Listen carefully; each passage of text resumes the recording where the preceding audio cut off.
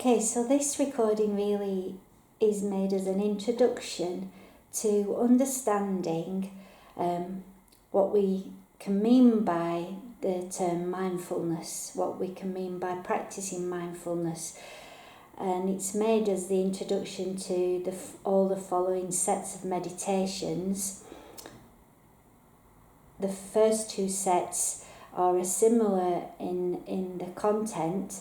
They're meditations made with a person in the Hope Centre in Penrith and the other with a small group of people at a mindful meditation retreat at St John's College in Oxford. And they've all got similar practices of different meditations that you can do to learn and develop your love and practice of mindfulness. The next set of meditations after that is what I've described as, in a way, the next circle in a spiral of meditations and understanding, not in any way an advance but a new circle.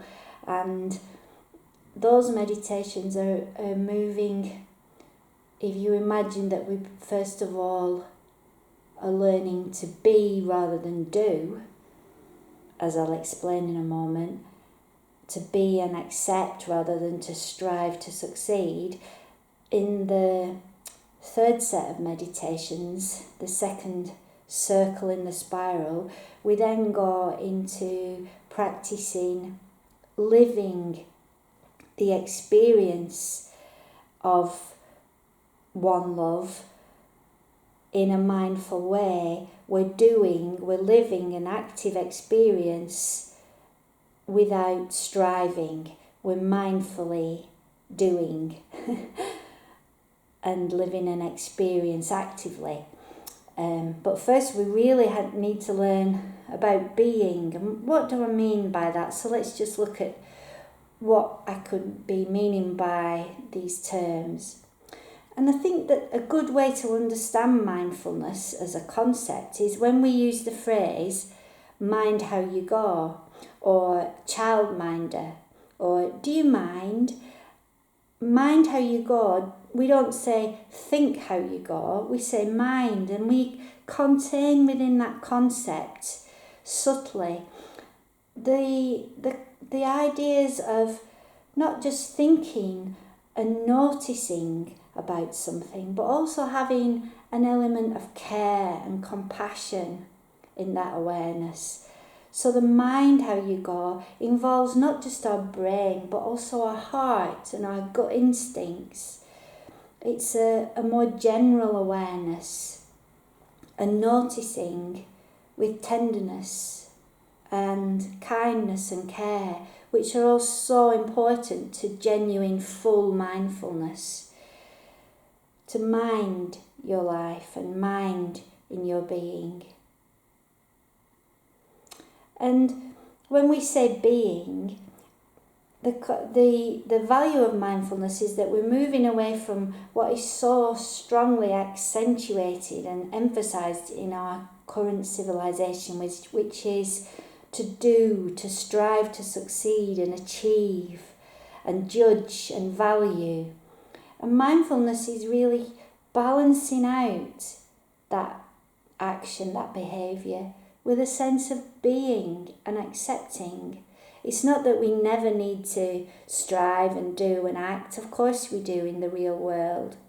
But that is so much healthier if it's balanced with an awareness of being in the moment and not judging our achievements, not striving to achieve and do well and criticise when we don't do well. It's a complete letting go of that as much as we're able to without criticising how well we do that, and just being without any criticism of that being. So it's a very light touch on life. And it's also really important to understand that in mindfulness, as in all good meditation, we're not striving to stop our thoughts. the human brain by nature creates lots of thoughts and feelings and signals all the time. That's what the human brain does. Mindfulness isn't about trying to stop your thoughts. In fact, the more you try to stop your thoughts, the more thoughts you'll have, and you're still trapped in that cycle of trying to do and achieve. And mindfulness isn't about that. It's about stepping back and just noticing. So you notice your thoughts, and you learn to be able to see your distracting thoughts or feelings as something like the image of clouds passing through the sky. So the clouds are temporary, and you notice them, and then you let them go, and your constant mind is that blue sky that is changeless, while the thoughts and the feelings and the emotions are just clouds passing through. Obviously we do change, we do evolve and develop, and our mind does change, but it's learning to understand this concept that you're just letting things happen. You're noticing and letting go. There's no aiming to achieve anything, which is a wonderful let-off from all the pressure we put on ourselves in life. It's also, if you like, learning to be in the present moment as a gift. And a wonderful way, the best tool we have to learn how to do this is already there inside us, and it's our breath, our apparatus of breathing, our system of breathing. Because breathing really helps you to move into the present moment in your awareness.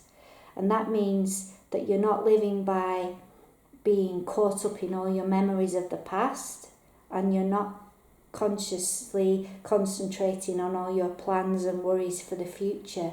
These things are necessary in life, to think about the past and the future, but it's also of such important value that we often forget and lose focus on, which is to actually be in the present moment, in the gift of the present. And our breathing is the best key for this, because when you breathe in, at some point, no matter what, you have to breathe out. You have to let out the past and move into the present moment. You have to let out the past breath, the used old breath, and move into now and breathe out. And likewise, when you have breathed out, at some point, you really do have to breathe in and bring the future, that breath of oxygen and air that you need, into yourself, into the present moment. And so focusing our breath is like such a gift. It's a wonderful way, the most important way for many people of learning to be in the present moment.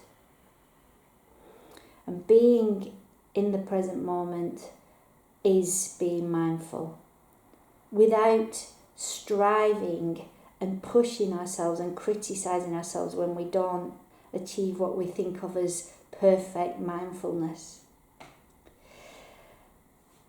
And letting go of all this self-criticism and trying to improve ourselves and just being ourselves is also within mindfulness, because mindfulness is almost an amazing magic healing in many ways, because it enables us to have healing without the need, in this aspect of healing, for analysis or techniques to aim to improve. What's wonderful about mindful meditation and mindfulness is that inner natural tendency and power we have to achieve well-being without striving to achieve actually happens naturally within us. So healing as a transformation, just like the butterfly and the dragonfly are symbols of transformation, healing can come to us in mindfulness without a huge amount of effort, which is such a relief. Healing from within, transformation from within naturally, without the need to really work on things. And that, I'm sure, sounds like a good thing for lots of us. It is true, however, that mindfulness brings us the most benefits, and mindful meditation, when we practice regularly.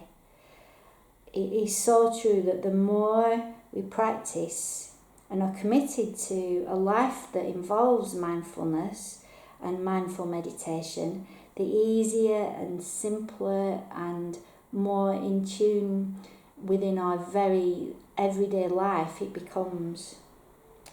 So practice is a wonderful thing that I can only say from experience makes all the benefits of mindfulness and meditation stronger and stronger. And mindfulness, not just in our actual meditation practice, but mindfulness in our daily lives. Millie, one of the people on the Oxford retreat, talked about droplets of mindfulness in our lives. And that's a nice way to think about how we can regularly just tune in to mindfulness, tune into being in the present moment and allowing that present moment to bring us peace and a sense of being, which is such a relief, being in the present moment. We can do this when we're walking the dog, when we're washing up, when we're eating, and we can do it with mindful movements. Both of the first sets of meditations with the lady at the Hope Centre and with the group in Oxford included classes of mindful movement, which you can easily find the 10 mindful movements linked to Thich Nhat Hanh on YouTube, and I really recommend that. He was a great teacher of that, and you don't need a video on this website for it because there's so many great ones on YouTube. So these are some of the wonderful aspects of mindfulness, and it is important to realise really that when you are practicing mindfulness, when you're practicing your meditation, thoughts and feelings will come up. There'll be distracting thoughts, there'll be feelings that come up within you, and mindfulness is about not trying to work on them or analyse or reflect deeply on them during the practice, but simply to notice them, maybe give a feeling a name or a label, and then to let them pass through your awareness. Like we do use the image of clouds passing through a sky. After the meditation, you might want to reflect on insights or questions that came up, but during the meditation, it's about just noticing and then letting things go. But again, it's so important to remember that it's not something that you need to achieve. If you're striving hard to let go of thoughts and frustrated that you can't let go of the thoughts, then you're trying to do rather than be. And the wonderful thing with mindfulness is whenever you are noticing that you've got thoughts going on in your head, you can praise yourself because you are being mindful in that moment. So you can't lose. If you're thinking about lots of things that aren't what the focus of the meditation is, then you're actually, if you notice that, then you are being mindful. And all the time, it's so important to be gentle and tender and compassionate with yourself. This isn't a practice, along with all the other many demands we have in our lives, that we need to try hard to do well. The more we let go of trying, the easier it becomes.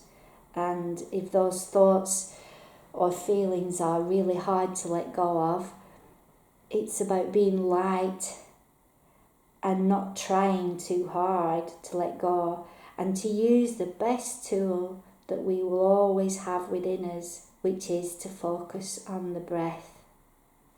And a wonderful way to understand why focusing on the breath helps us so much is to understand about the way our brains work.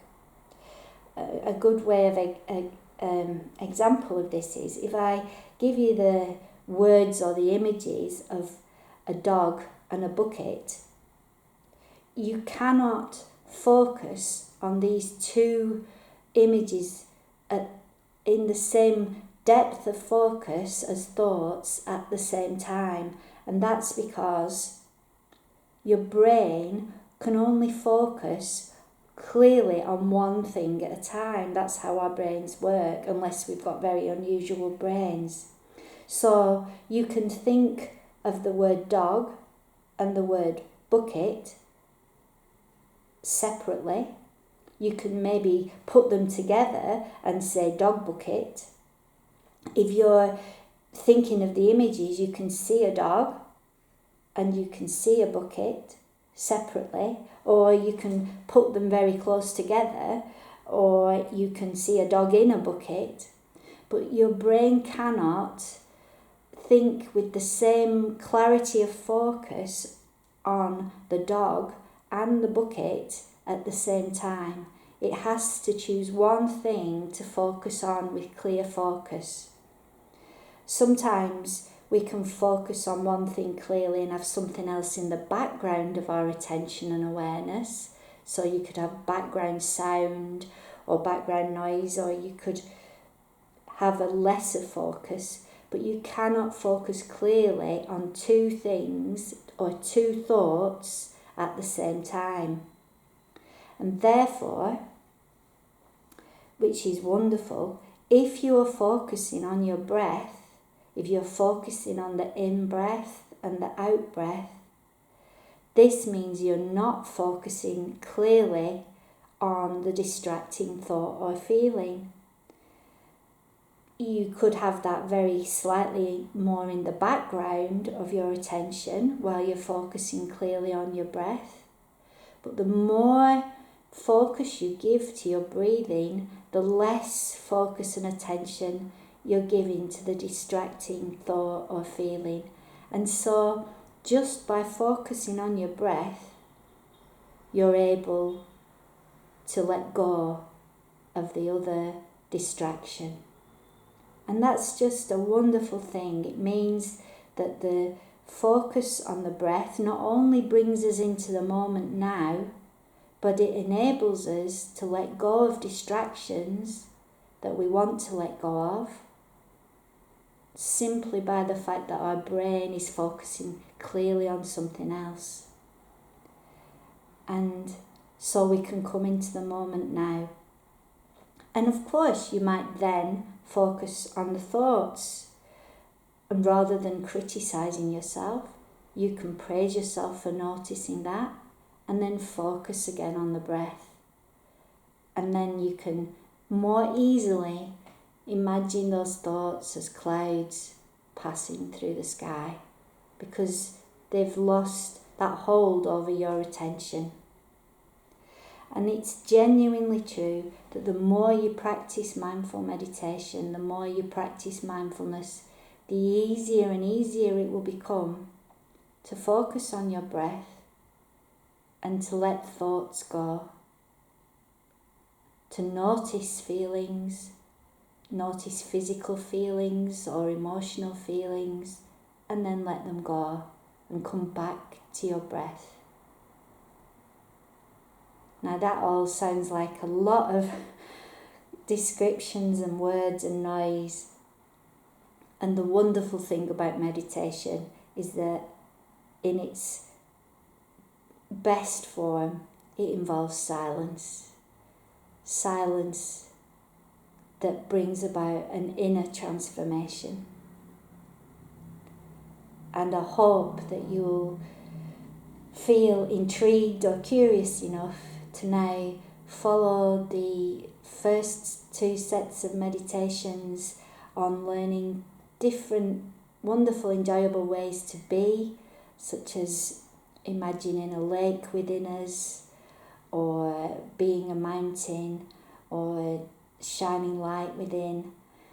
And then perhaps move on to the second circle in the spiral of these meditations, which is about actively being the energy of the one love that we are. Enjoy.